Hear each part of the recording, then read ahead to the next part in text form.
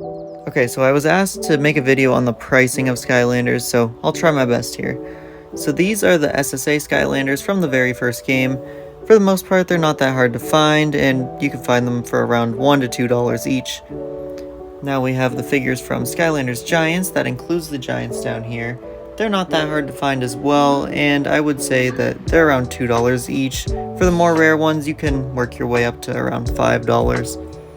Now we have the Swappers / Swap Force figures. There is a lot in this series, and it kind of varies greatly.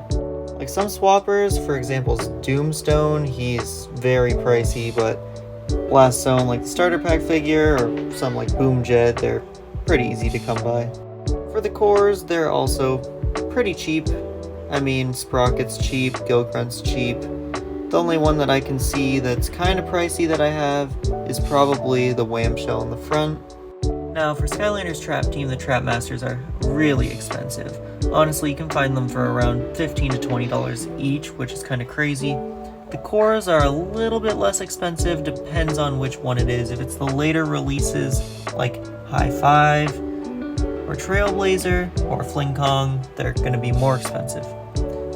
Now, Superchargers is weird. For my area, they are very pricey, and I guess it didn't sell too well in Ontario, Canada, but for the most part, I know a lot of people say that it is very cheap to find most of the figures.